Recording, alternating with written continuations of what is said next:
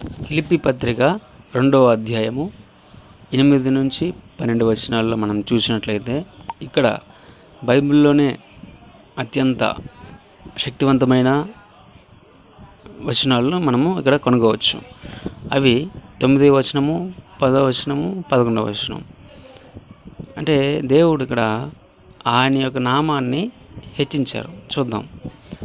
అందుచేతను పరలోకమందున్న వారిలో కానీ, భూమి మీద ఉన్న వారిలో కానీ, భూమి క్రింద ఉన్న వారిలో కానీ ప్రతి వాని మోకాలను యేసు నామమున వంగునట్లును అని వ్రాయించారు. అంటే అందుచేతను అంటే ఎందుచేతను ఆ పై వచనం అంటే 8వ వచనం. మరియు ఆయన ఆకారమందు మనుష్యుడిగా కనబడి మరణము పొందినంతగా అనగా శిలువ మరణము పొందినంతగా విధేయత చూపిన వాడై తన్ను తాను తగ్గించుకొనెను.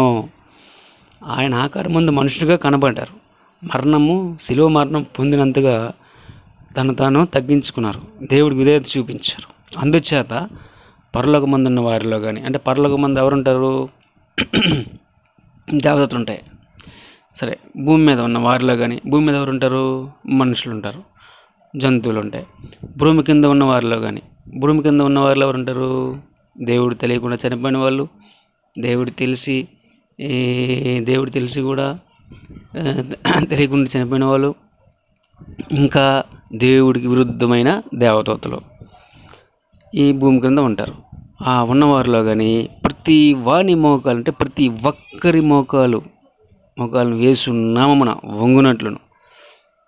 అలాగే 11వ వచనంలో మనం చూస్తాము, ప్రతి వాని నాలుకయు తండ్రి అయిన దేవుని మహిమార్థమై యేసుక్రీస్తు ప్రభువు అని ఒప్పుకొనున్నట్లును దేవుడు ఆయనను అధికముగా హెచ్చించి ప్రతి నామమునకు పై నామమును ఆయనకు అనుగ్రహించెను.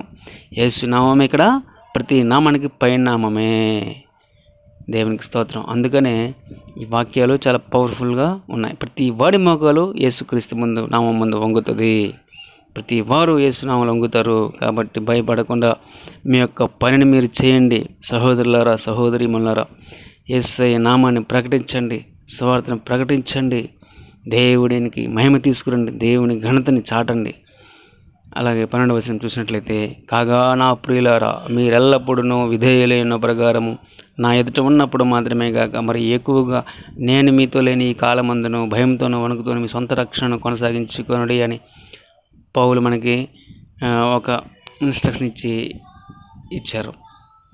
చూడండి, కాగా నా ప్రియులారా, మీరెల్లప్పుడూ విధేయులైన ప్రకారము నా ఎదుట ఉన్నప్పుడు మాత్రమే కాక, అంటే ఇప్పుడు నేను ఉన్నాను, ఉన్నప్పుడు మీరు నా ఎదుట విధేయులుగా ఉన్నారు. ప్రియులారా, దేవుని బిడ్డలారా, నా ఎదుట ఉన్నప్పుడు మాత్రమే కాక మరి ఎక్కువగా నేను మీతో లేని ఈ కాలమందును భయంతోనూ వణుకుతోనూ మీ సొంత రక్షణను కొనసాగించుకున్నాడు. ఇప్పుడు మనతో లేరు కదా, ఈ కాలంలో లేరు కదా, అయినా కానీ మనం భయంతో వణుకుతో మన సొంత రక్షణ కొనసాగించుకోవాలి. అంటే అప్పుడున్న ప్రజలకు చెప్తున్నారు, ఇప్పుడున్న ప్రజలకు చెప్తున్నారు.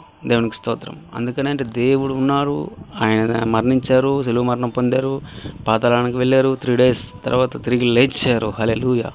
అది మనం గుర్తుపెట్టుకుంటే మనము మరి పాపం చేయడానికి భయపడతాం, దేవుని క్రమంలో నడుచుకుంటాం, ఆయన నామం ముందు మనం మోకాలుని ప్రార్థన చేస్తాం. ఏమండి? కాబట్టి దేవునికి మహిమ కలిగినట్లుగా మీ అందరూ ఈ క్రైస్తవ జీవితం జీవించి అంతం వరకు సహించాలని మిమ్మల్ని కోరుకుంటూ, యేసు నామముకే మహిమ కలుగును గాక. మహిమను చెల్లిస్తూ యేసు నామముకే ఘనత మహిమ ప్రభావాలు ఆరోపిస్తూ ఈ వాక్యం ఇంతటితో ముగిస్తున్నాను. Thank you.